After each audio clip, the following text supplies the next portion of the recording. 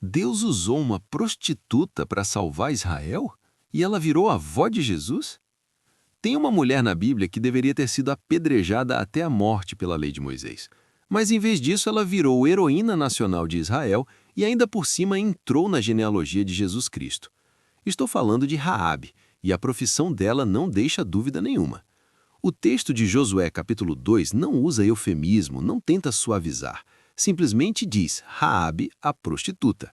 E olha que interessante, quando você lê Hebreus capítulo 11, que é tipo o hall da fama da fé, o corredor dos heróis bíblicos, ali no meio de Abraão, de Moisés, de Davi, você encontra o nome dela, Raabe, a prostituta. Não é Raabe a ex-prostituta. Não é Raabe que teve um passado complicado, mas agora está tudo certo. É Raabe a prostituta.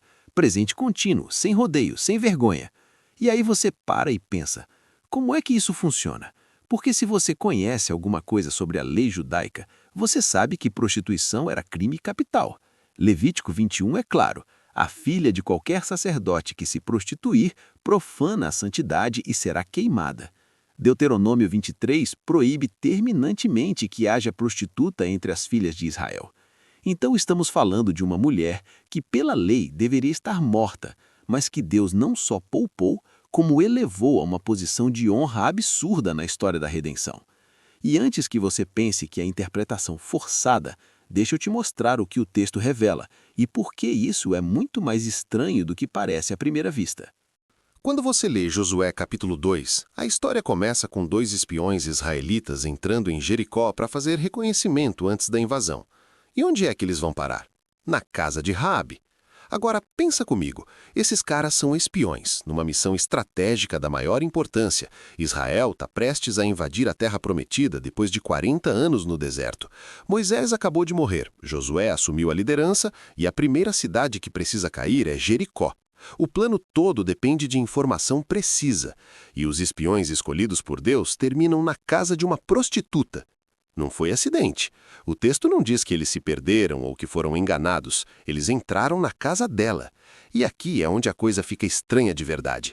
Raabe não só esconde os espiões quando o rei de Jericó manda soldados atrás deles, como ela faz uma confissão teológica que seria impensável vindo de uma prostituta pagã de Canaã.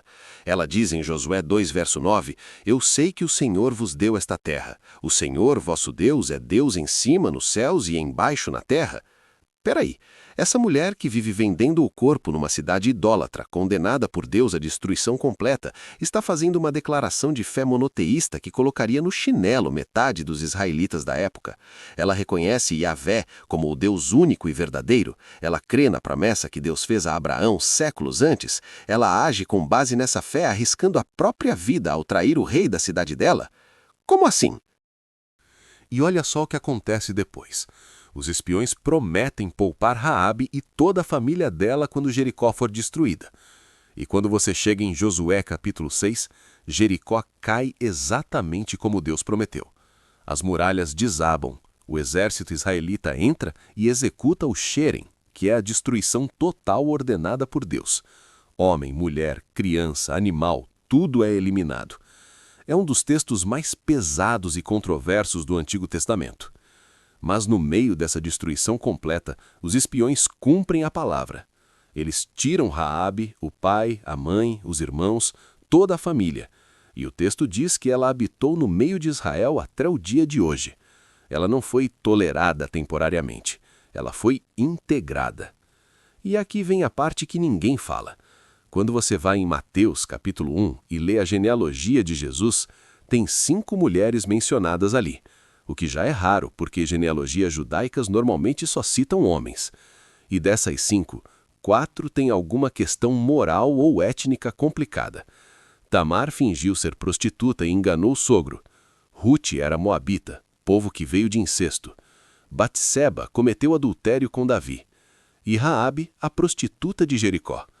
Todas essas mulheres estão na linhagem direta que leva até Maria e Jesus. Mateus 1, verso 5 diz explicitamente, Salmão gerou de Raabe a Boaz. Ela casou com um príncipe de Judá, virou bisavó de Davi e avó de não sei quantas gerações de Jesus Cristo. Uma prostituta cananeia na árvore genealógica do Messias. Agora me explica uma coisa. Como é que Deus, que é santo e justo, que estabeleceu a lei que condenava prostitutas à morte, não só poupa uma prostituta pagã, como a coloca na linhagem do Salvador do mundo? Eu não consigo explicar isso racionalmente.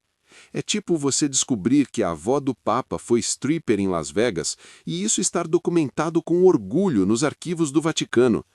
Não faz sentido dentro da lógica religiosa que a gente espera.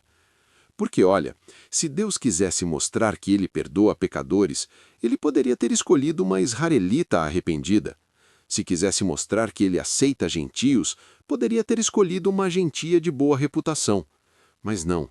Ele escolhe especificamente uma prostituta de uma cidade amaldiçoada e a eleva à posição de matriarca de Cristo.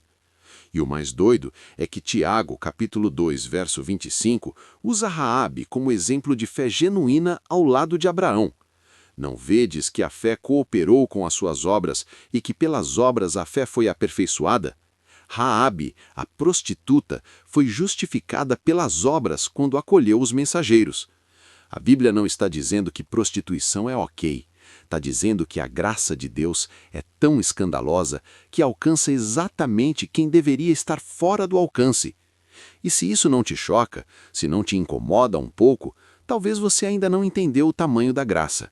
Comenta aí, como você explica Deus colocar uma prostituta na genealogia de Jesus?